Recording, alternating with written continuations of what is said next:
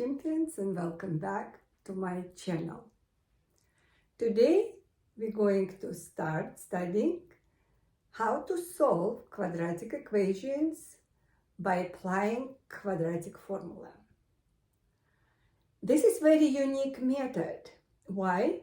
Because quadratic formula allowed you to solve any kind of quadratic equations. That's how unique it is. That's why I decided to start with this method first, because we're going to study as well solving quadratic equation by factoring, by completing square, and so on. But those methods only for particular, not for all quadratic equations. This one, again, I want to bring your attention how important this formula, because you can solve any quadratic equations with applying quadratic formula. I hope I made it some point. But anyways, let's take a look how actually we can solve quadratic equation. First of all, quadratic equation must to be written in standard form. And that's what is ax squared plus bx plus c equals to 0. We called it standard form. Whereas a, b, and c are real numbers. And very important that a is not equals to 0, otherwise we will not have quadratic equation, right? All right, now remember a, b, and c, we call this coefficients or numbers. And that in this formula, quadratic formula, remember a, b, and c, that is in numbers. And in this lovely formula, we need to recognize that part which is under square root, and it's b squared minus 4ac has special name, it's called discriminant. It is very important to understand three cases that discriminant, so inside of square root, can be positive. In this case, we will have two real solutions. We will recognize later it can be rational or irrational. But what is important, I want you just to remember it's two real solutions. Now, discriminant can be equal to 0 if in this case we have one real solution. And it might be case when that expression, which is we call this discriminant, can be negative. In this case, we have no real solutions, but we will study that we have imaginary solutions, and we will talk about this later in different lesson. And now we're going to work on solving quadratic equation, one of the examples. So as you see, x squared minus 6x plus 8 equals to 0, it's already written in standard form. So we have to recognize the coefficients a, b, and c. So for coefficient for x, if nothing here, then a equals to 1. B equals negative 6 and c equals 8.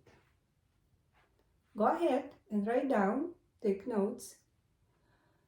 So remind you, quadratic formula, we can write down one more time. X equals negative b plus minus square root b squared minus 4ac over 2a. And now we're just going to plug in the numbers. So x equals negative b, opposite of negative 6 will be 6, plus minus square root, b squared gives us 36 minus, so we have 4 times a, 1, and times c is 8, over 2a, 2 times 1.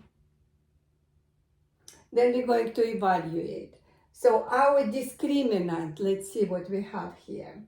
We have 36 minus 4 times 8, 32. So 36 minus 32, I do it in my head. So we have 4, right? 4. Then think about, so we will continue. 6 plus minus, it's square root of 4. No, square root of 4, we know that is equals to 2 and over 2. And from here, we actually can answer the question. So we have two solutions. As you see that square root or discriminant is positive, remember, two real solutions. That's what we are having. Two real solutions. The first solution, we will have 6 plus 2 over 2, which gives us what? 8 divided by 2 is 4. In the second solution, we will have 6 minus 2 over 2, which gives us 6 minus 2 is 2. 6 minus 2 is 4, divided by 2 is 2. Let's work out on the next example. The given equation, you can see x squared minus 6x plus 9. Let me review the formula again. Let me mark it out like this. So that quadratic formula we're going to apply. We have to recognize that our A, B, and C for our given equations, which A equals 1, B equals negative 6, and C equals 9. And now we simply plug in the numbers to the formula. So what we have, x equals negative b, negative 6, opposite of negative 6, positive 6, plus minus, square root, b squared, which is 6 squared, gives us 36. So pay attention, we have b is negative 6, right? But negative 6 is squared gives us positive 6. So it's always would be positive here. Doesn't matter b is positive or negative, because we're squaring, that result would be positive. Continue, negative 4 times a, 1 times c, 9. We just plug in numbers, over 2 times 1, which gives us 2a. Continue. We have 6 plus minus. Let me evaluate inside the square root, under the square root, which is discriminant. So 36, we can write down one more time. 36 subtract 4 times 9, 36 over 2. Now what we will have, 6 plus minus. As you notice, 36 subtract 36 gives us 0. And as you know that square root of 0, let me just put square root of 0 over 2. In this case, Since square root of 0 is 0, we pretty much have that 6 over 2 or 3. Remember when we was go over 3 cases and we look at the value of discriminant.